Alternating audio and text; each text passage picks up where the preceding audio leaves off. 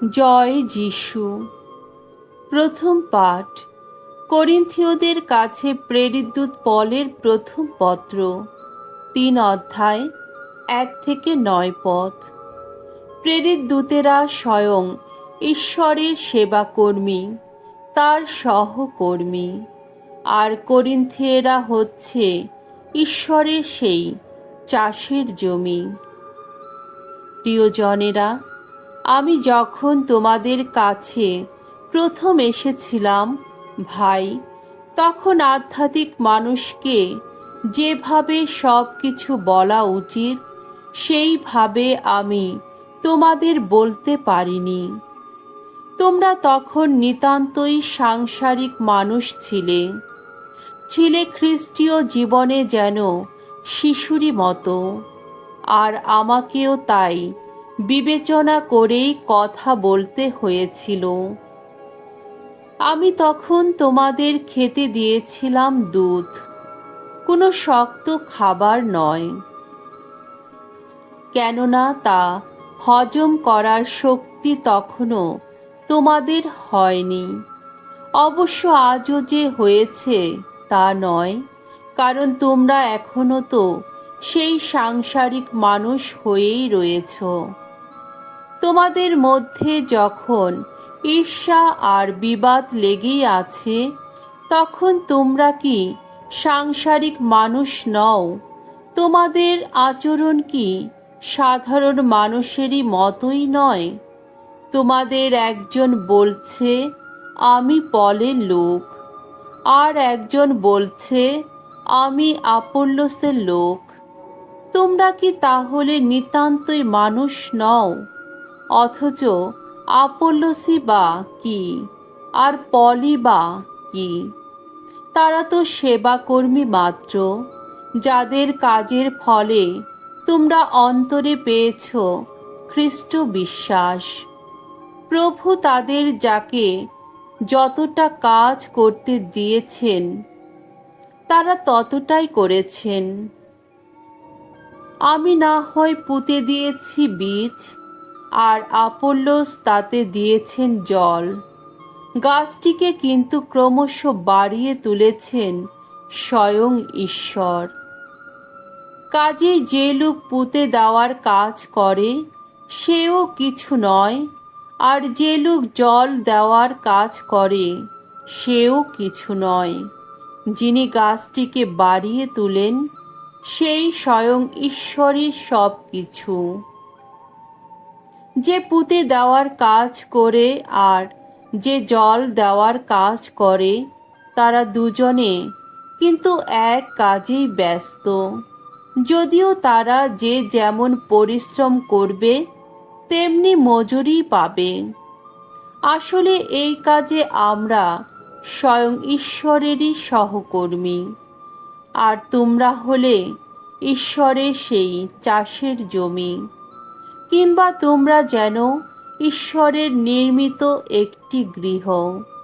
প্রভুর বাণী। ঈশ্বরকে ধন্যবাদ। শাম সঙ্গীত ৩৩ অধ্যায় ১২-১৫ পদ, ২০-২১ পদ। ধন্য চিরধন্য প্রভুর মনোনীত জন যারা। ধন্য সেই জাতি ভগবান যার আপন ঈশ্বর। ধন্য সেই জনসমাজ যাকে নিজেরই বলে বেছে নিয়েছেন তিনি। ভগবান তো স্বর্গ থেকে নিম্নে তাকিয়ে দেখেন, সব মানুষকে দেখতেই পান তিনি। আপন আবাস থেকে চেয়ে চেয়ে সকল মর্ত্যবাসীর দিকে দৃষ্টি রাখেন তিনি। তাদের সবার অন্তর সে তো তারই আপন রচনা। তাদের সকল কাজকর্মই লক্ষ্য করেন তিনি। ভগবানেরই পথ চেয়ে আহা জাগ্রত আজ আমাদের অন্তর। তিনি আমাদের সাহায্যদাতা, রক্ষা ফলক তিনি। তাকে নিয়েই তো সদা পুলকিত আমাদের অন্তর। আমরা সবাই ভরসা রাখি তারই পুণ্য নামে। বাণী বন্দনা। জয় জয় প্রভুর জয়। প্রভুর আত্মা আমার উপর অধিষ্ঠিত। প্রভু আমাকে প্রেরণ করেছেন দীন দরিদ্রের কাছে মঙ্গল সমাচার প্রচার করতে। জয় জয় প্রভুর জয়। মঙ্গল সমাচার। লুক রচিত মঙ্গল সমাচার 4 অধ্যায় 38 থেকে 44 পদ। যিশু দেশের সকল স্থানেই ঐশ্ব রাজ্যের মঙ্গল বার্তা প্রচার করতে প্রেরিত হয়েছে। যিশু কাফারনাউম শহরের সমাজগৃহ থেকে বেরিয়ে সিমনের বাড়িতে এসে ঢুকলেন। সিমনের শাশুড়ি তখন প্রবল জ্বরে ভুগছিলেন। লোকেরা তার জন্য যিশুর কাছে অনুরোধ জানালো। যিশু এসে তার দিকে ঝুঁকে দাঁড়ালেন, জ্বরটাকে ধমক দিলেন তিনি। আর সঙ্গে সঙ্গে জ্বরটা সিমনের শাশুড়িকে ছেড়ে চলে গেল। তিনি তখনই উঠে তাদের সেবা যত্ন করতে শুরু করলেন। সেদিন সূর্য তখন ডুবুডুবু। যাদের ঘরে কোনো না কোনো রোগে পীড়িত লোক ছিল, তারা সকলেই যিশুর কাছে তাদের নিয়ে আসতে লাগলো। তাদের প্রত্যেকের ওপর একবার হাত রেখে তিনি তাদের সারিয়ে তুলতে লাগলেন। তাদের অনেককে ছেড়ে আবার যত অপদূত বেরিয়ে আসতে লাগলো। সেই অপদূতেরা চিৎকার করে বলছিল, আপনি তো ঈশ্বরের পুত্র। কিন্তু যিশু তাদের ধমক দিলেন। তাদের তিনি কোনো কথাই বলতে দিলেন না, কারণ তারা জানত যে তিনি স্বয়ং খ্রিস্ট।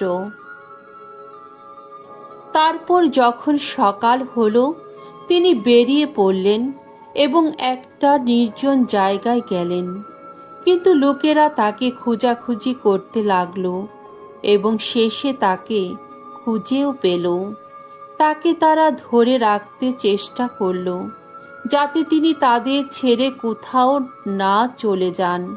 কিন্তু যিশু তাদের বললেন, আমাকে তো অন্যান্য শহরেও ঐশ্ব রাজ্যের মঙ্গল বার্তা প্রচার করতে হবে। আমাকে তো সেই জন্যেই পাঠানো হয়েছে।